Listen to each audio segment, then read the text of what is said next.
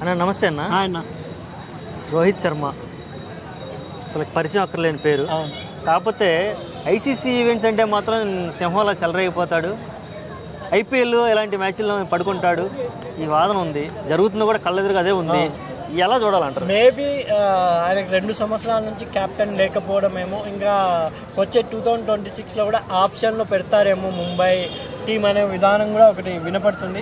Maybe చూడాలి. రోహిత్ శర్మ గారికి ఇంకా 2020 నెక్స్ట్ వచ్చే టైంకి ధోని గారు అండ్ రోహిత్ శర్మ గారు, విరాట్ కోహ్లీ రిటైర్ అవుతారా?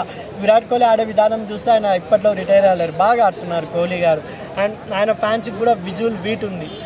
జస్ట్ రోహిత్ శర్మ గారు కూడా ఇంకా మ్యాచెస్ మిగిలి ఉన్నాయి కాబట్టి రాబోయే మ్యాచ్లో కూడా ఈరోజు రేపు జరిగే మ్యాచ్ మన హెచ్ఆర్ఎస్తో ఉంది. అప్పుడైనా హైదరాబాద్ అంటే ఆయనకు చాలా ఇష్టం, చాలా రికార్డ్స్ ఉన్నాయి రోహిత్ శర్మకి. అక్కడైనా ఆయన ఏంటో నిరూపిస్తారని నేను హర్షం వ్యక్తం చేస్తున్నాను.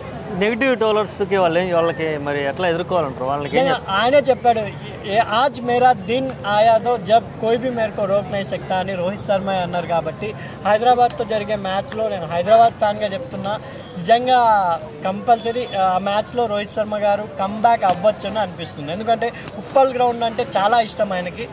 అసలు ఈ వాకెండోలోనే ఆడుతున్నారు కదా, చూడాలి. హైదరాబాద్ మ్యాచ్తో కంబ్యాక్ ఇస్తారు రోహిత్ శర్మ అని నేను అనుకుంటున్నాను. ఓకే అండి, థ్యాంక్ యూ సో మచ్.